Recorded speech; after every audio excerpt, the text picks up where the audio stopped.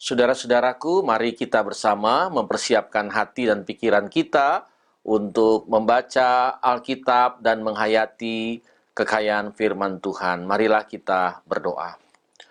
Kami bersyukur kepadamu ya Allah, Bapa dalam kasih dan kemuliaan Yesus Kristus, di mana Engkau senantiasa memelihara kami, menjagai kami, dan biarlah dalam peribadahan kami pada malam hari ini, Roh Kudus menguasai kami semuanya, menjadikan kami berhikmat di dalam berkata-kata maupun di dalam mendengar, terlebih Roh Tuhan menjadikan kami sebagai saksi-saksi yang meluaskan firman-Mu. Ya Roh Kudus, buatlah kami menjadi percaya. Terpujilah Tuhan Yesus Kristus, firman yang hidup. Amin. Saudara-saudara, bacaan Alkitab kita pada hari Rabu tanggal 1 Juli adalah berdasarkan Mazmur 141. Mazmur pasal 141, marilah kita mempersiapkan bacaan ini, kita baca sampai dengan seluruh bagian ayatnya. Mari kita semua berdiri, disesuaikan dengan keadaan kita, dan kita membaca Alkitab yang menyatakan demikian. Mazmur Daud. Ya Tuhan, aku berseru kepadamu, datanglah segera kepadaku. Berilah telinga kepada suaraku, waktu aku berseru kepadamu. Biarlah doaku adalah bagimu seperti persembahan ukupan, dan tanganku yang terangkat seperti persembahan korban pada waktu petang. Awasilah mulutku ya Tuhan, berjagalah pada pintu bibirku. Jangan condongkan hatiku kepada yang jahat untuk melakukan perbuatan-perbuatan yang fasik, bersama-sama dengan orang-orang yang melakukan kejahatan, dan jangan aku mengecap sedap-sedapan mereka. Biarlah orang benar memalu dan menghukum aku, itulah kasih. Tetapi janganlah minyak orang fasik menghiasi kepalaku. Sungguh aku terus berdoa menentang kejahatan-kejahatan mereka. Apabila mereka diserahkan kepada hakim-hakimnya, maka mereka akan mendengar bahwa perkataan-perkataanku menyenangkan. Seperti batu yang dibelah dan dihancurkan di tanah, demikianlah aku berhamburan tulang-tulang mereka di mulut dunia orang mati. Tetapi kepadamulah ya Allah Tuhanku, mataku tertuju. Padamulah aku berlindung, jangan campakkan aku. Lindungilah aku terhadap katupan jerat yang mereka pasang terhadap aku, dan dari perangkap orang-orang yang melakukan kejahatan. Orang-orang fasik akan jatuh serentak ke dalam jalan mereka, tetapi aku melangkah lalu. Demikianlah pembacaan Alkitab kita.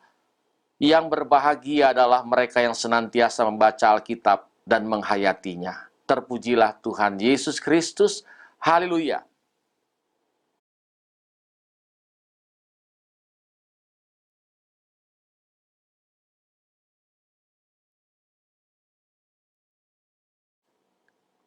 Saudara-saudara yang dikasihi oleh Tuhan Kristus, kita masih tetap berada di rumah.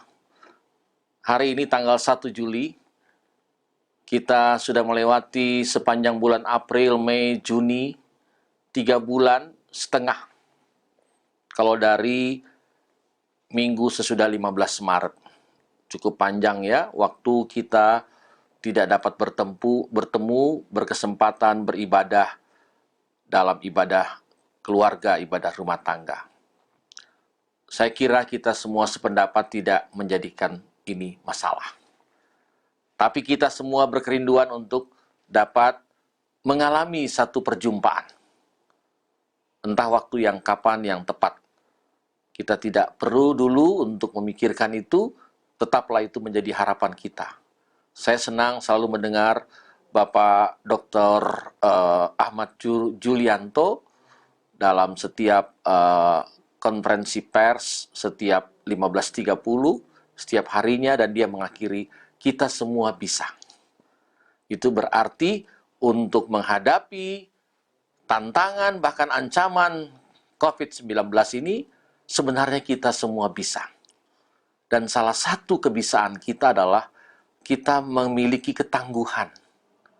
Ketangguhan dalam menghadapi pergumulan nyata ini. Menjadi tangguh. Jakarta di usia 493 tahun, 22 Juni yang lalu, temanya adalah Jakarta Tangguh. Artinya Jakarta mau menjadi sebuah kota di mana kotanya itu maju, pasti punya ketangguhan, dan warganya bahagia. Kebahagiaan juga diukur dari ketangguhan. Tangguh itu berarti selalu dia siap sedia, selalu dia tidak mengaduh, ya, tidak mengaduh, dia juga tidak patah semangat, dia tegar, dia siap menghadapi segala tantangan di dalam kehidupan ini. Saudara-saudara, sama dengan Mazmur yang kita baca. Mazmur 141 ini juga berbicara tentang ketangguhan Daud. Seorang raja yang kemudian dia berhadapan dengan kenyataan bahwa ia dimusuhi, ia dilawan. Bahkan perlawanannya itu tidak dari komunitas atau orang-orang yang jauh, tapi justru dari orang-orang yang dekat, dari anaknya sendiri. Dan kelompok dari anaknya yang berupaya untuk merebut kekuatan dan kekuasaan Raja Israel. Oleh karena itu, saudara-saudara yang dikasihi oleh Tuhan Kristus, kita belajar dari ketangguhan seorang Daud. Dan ketangguhannya di sini ditunjukkan dengan bahwa ia datang kepada Tuhan. Orang yang tangguh itu juga dia tidak sombong. Dia tetap mengharap dan berserah kepada kuasa yang lebih, yaitu kuasa Tuhannya. Dikatakan oleh Daud di dalam bacaan kita ini bahwa dia berseru kepada Tuhan di tengah-tengah pergumulannya. Ia nyatakan dan ia menyatakan bahwa inilah ketulusan hatinya, bahwa ia mau supaya Tuhan sungguh-sungguh meniliknya, menyelidikinya, sehingga ia tertolong, tidak merasa terancam hidupnya, tapi ia sungguh-sungguh mengalami pengalaman spiritual bersama Tuhannya, dan ia mampu menghadapi tantangan-tantangan bahkan ancaman-ancaman untuk merubuhkannya. Kita tidak melihat lebih jauh tentang bagaimanakah perseteruan antara orang-orang yang menginginkan jabatan di dalam kehidupan mereka pada saat itu.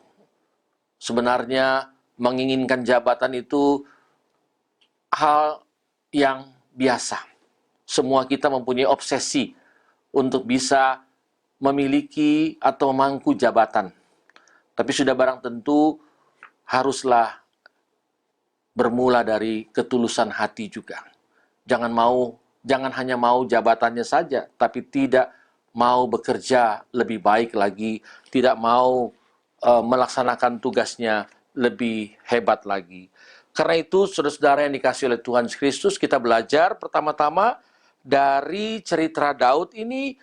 Dia seorang yang berkuasa, dia sadar dia ada di tengah-tengah ancaman, tapi dia sama sekali tidak melupakan Tuhan sebagai sumber andalan hidupnya.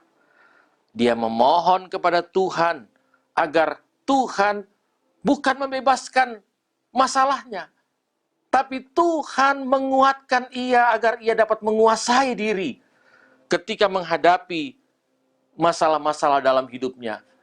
Ketika ia juga dapat mengendalikan perkataan-perkataannya. Ini penting, ketangguhan dari seseorang ketika berhadapan dengan pergumulan. Dia juga dapat mengendalikan kata-katanya, ucapan-ucapannya.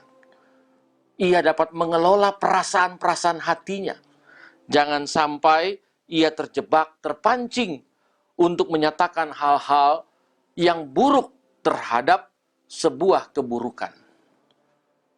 Artinya, ada orang yang membencinya, ada orang yang menolaknya, tapi dia juga melakukan hal yang sama. Itu tidak tepat. Itu bukan yang diharapkan. Terhadap kebencian, terhadap perlawanan untuk setiap buruk sangka dibalas dengan hal yang sama. Daud tidak. Ketangguhan Daud adalah ketika dia merelasikan dirinya kepada Tuhan, dia saksikan bahwa ia sungguh-sungguh menunjukkan ciri-ciri dan cara-cara Tuhan. Saudara-saudara yang dikasihi oleh Tuhan Yesus Kristus, kita berada dalam pertengahan tahun 2020 ini. Kalau kita merunut ke belakang, masuk tahun 2020 ini, ya kita sudah berhadapan dengan pergumulan Jakarta banjir. Di bulan Januari itu kita masih berhadapan dengan kekhawatiran curah hujan yang banyak menyebabkan Jakarta rawan banjir, dan kita pernah meniadakan ibadah baik di Horeb maupun di Koinonia.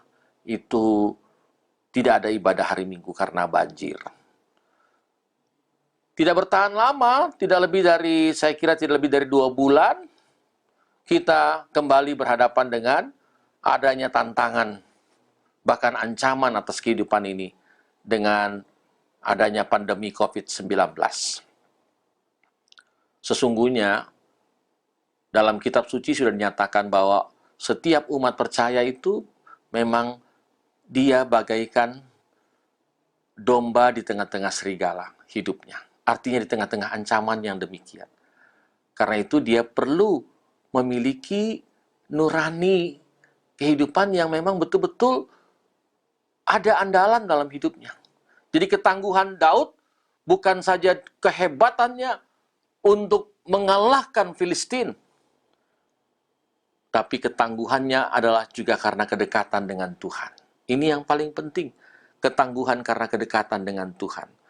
Bacaan kita Mazmur 141 ini adalah sebuah doa Daud ketika ia berada di tengah-tengah tantangan dan ancaman pencobaan dalam hidupnya. Ia menyatakan, jangan sampai ia tergoda, hanya ingin di mata manusia ia menjadi baik dan diterima. Tapi sebenarnya merupakan perlawanan kepada Allah. Saya kira ini seringkali terjadi dalam kehidupan. Kita bermuka baik, kita berpenampilan baik di depan seseorang, tetapi di belakang, kita bagaikan harimau yang akan menerkam. Atau mungkin kita bagaikan seseorang yang sementara akan menusuk, atau bahkan sudah menusuk kita dari belakang. Ada istilah seperti itu, menusuk dari belakang. Karena apa? Di depan baik, di belakang buruk. Daud tidak. Dia kemukakan semua kepada Tuhannya. Dan dia minta bahwa Tuhannya menyelidiki hatinya. Bahwa ia jangan sampai ikut-ikut ketika kefasikan ada dalam hadapannya. Janganlah sampai ia terikut. Dunia nyata kita sungguh-sungguh menguji kita. Setiap perbuatan-perbuatan yang buruk ataupun jahat, jangan diikuti. Jangan dibalas yang jahat dengan yang jahat. Kalau kita membaca Roma pasal 12 dikatakan, hendaklah kita semua hidup di dalam perdamaian. Jauhilah yang jahat, lawanlah yang jahat. Kita tidak melakukan segala sesuatu dengan hal yang sama ketika yang jahat itu terjadi, lalu kemudian kita membalasnya dengan hal yang sama. Dikatakan di dalam Roma pasal yang ke-12, kalau kita membacanya bahwa janganlah kamu kalah terhadap kejahatan, tetapi kalahkanlah kejahatan dengan kebaikan. Hendaklah hidupmu bersama ada dalam perdamaian. Itu dikatakan demikian. Dan Daud mencoba untuk mengelola kesukaran-kesukaran dalam hidupnya untuk dapat menyaksikan kehidupan yang benar, integritasnya. Maka bagi mereka yang percaya kepada Tuhan, mereka yang selalu mengidentifikasikannya sebagai orang-orangnya Tuhan, beragama, berkeyakinan, maka sesungguhnya terhadap sesuatu yang mungkin adalah sebuah kejahatan, dia bisa menyatakan kebaikan dan kebenaran di dalamnya. Itulah peristiwa damai. Jangan yang jahat dibalas dengan yang jahat. Atau memang seperti Daud ini, dicari-cari kesalahannya. Saya tidak tahu, ada saja terhadap orang yang baik kita mencari ketidakbaikannya. Ya tidak apa-apa. Tapi kita kan capek sendiri kalau untuk melawan orang yang baik, kita cari-cari kesalahannya. Ini sangat tidak alkitabiah, tidak tangguh. Bulan Juli ini kita memasuki tema, yaitu tema tangguh, luwes, dan dinamis. Ini pertengahan tahun. Dan pertengahan tahun ini adalah tahun ucapan syukur, masa ucapan syukur. Gereja memasuki minggu-minggu Pentakosta. Dan minggu-minggu Pentakosta itu adalah minggu-minggu ungkapan syukur. Dan di dalam ungkapan syukur kita saksikan ketangguhan kita. Ketangguhan di mana spiritualitas kita mengandalkan Tuhan, memberikan hidup ini kepada Tuhan. Meminta Tuhan menyelidiki kita, itu semua terjadi. Dan kalau itu dikatakan keluasan, luas, itu berarti dia bisa tahu mana yang baik dan mana yang jahat. Kalau terhadap yang jahat, tentu dia harus bisa berdamai. Itu yang disebut dengan luas. Dia bisa menata, mengatur kehidupannya. Persekutuan Kaum Bapak juga akan berhari ulang tahun di bulan Juli ini. Dan tema Kaum Bapak, moto Kaum Bapak adalah Bapak itu luas, tangguh dan luas. Itu temanya Kaum Bapak, tangguh dan luas. Ketangguhannya karena dia begitu hebat, sebagai kepala keluarga, sebagai tulang punggung keluarga, tapi juga luas. Artinya dia bisa menata, mengatur bagaimana kehidupan berimannya yang tepat. Bagaimana hidup ini tetap dinamis di tengah-tengah tantangan, ancaman. Pak Presiden kita selalu katakan, walaupun kita berada di tengah ancaman dan kekhawatiran hidup karena COVID-19, tapi kita harus tetap dinamis. Berdaya guna dinamis itu. Berdaya guna. Marilah saudara-saudaraku, di hari pertama bulan Juli ini, kita bersama-sama menyaksikan bagaimana kehidupan kita itu sungguh-sungguh dapat diandalkan. Bagikan Daud, bahwa kita mempunyai integritas iman, sungguh-sungguh mengandalkan Tuhan, dan hidup takut akan Tuhan. Saya seringkali mengemukakan, yang diminta daripada kita semua adalah kita berserah, dan Tuhan berkuasa. Kiranya Tuhan menolong kita untuk bersama-sama dapat menghadapi setiap pergumulan hidup ini, dan tidak pernah kita ragu sedikit pun bahwa Tuhan kita pasti menolong kita. Kita semua bisa menghadapi pergumulan hidup ini karena kuasa Tuhan bagi kita semua. Bagi Tuhanlah kemuliaan selama-lamanya. Amin.